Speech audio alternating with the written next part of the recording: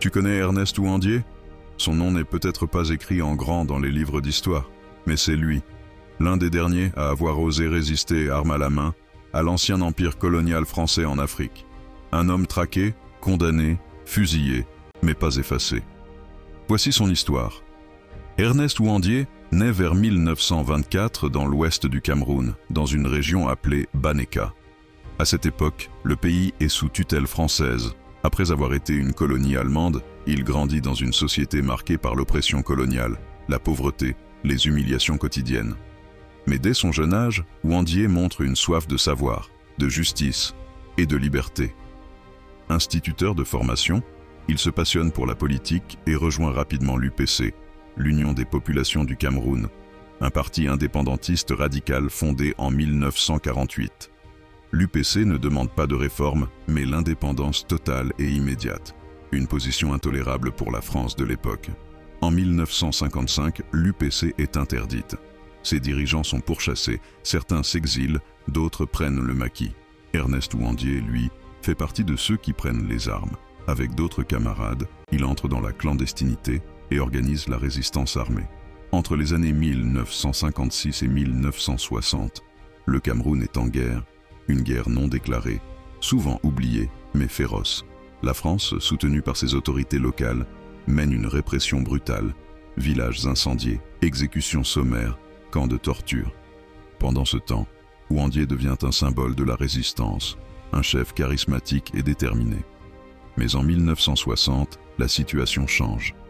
Le Cameroun accède officiellement à l'indépendance, mais sous contrôle étroit de la France, avec un président choisi et soutenu par Paris, Ahmadou Ahidjo. Pour Ouandié, cette indépendance est une imposture. Ce n'est pas la liberté, c'est une continuité coloniale. Il poursuit la lutte, devenu ennemi public numéro 1.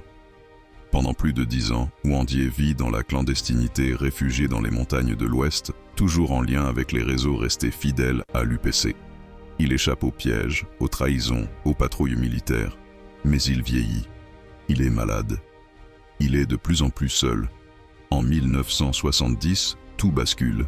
Ouandié est capturé, après avoir été repéré et dénoncé.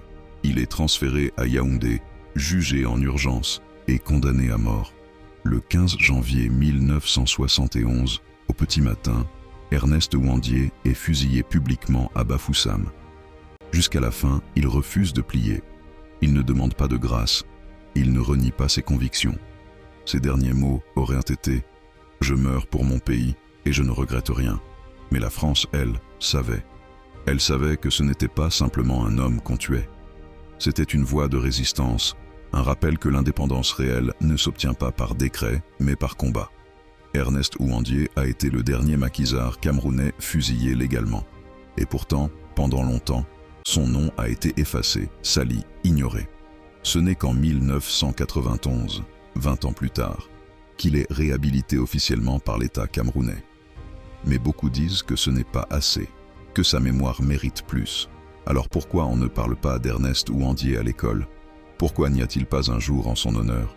Pourquoi son nom ne résonne-t-il pas autant que ceux des grandes figures de la résistance ailleurs dans le monde? Parce que son combat dérange.